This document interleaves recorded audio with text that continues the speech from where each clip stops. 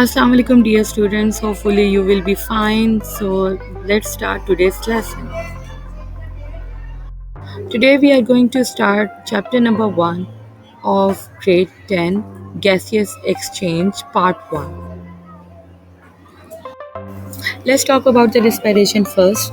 Respiration is a biochemical process by which cells break down glucose to release energy, which is then stored as ATP. This energy is utilized for various cellular activities. It is a complete oxidation of food material, and carbon dioxide and water also produced in this process.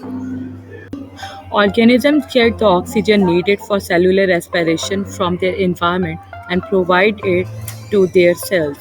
The carbon dioxide produced during cellular respiration is taken out of the cells and ultimately from the body. Taking in of oxygen and giving out of carbon dioxide is termed as gaseous exchange. Let's see the comparison between cellular respiration and breathing.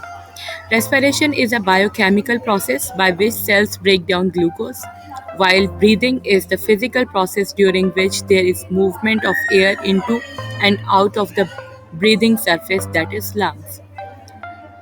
Cellular respiration release energy which is then stored as ATP.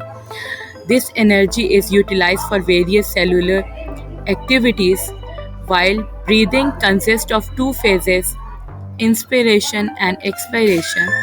Energy is not released in this process.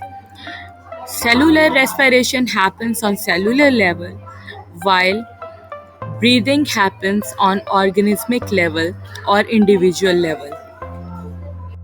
Plants need carbon dioxide for photosynthesis and oxygen for respiration.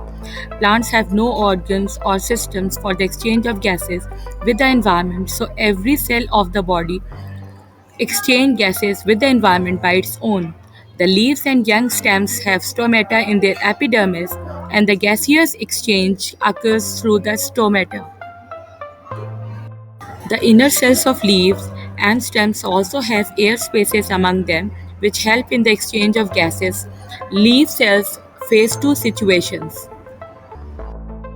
Situation during the daytime, when respiration and photosynthesis are occurring side by side, and situation during the night time, when the photosynthesis stops and only respiration takes place.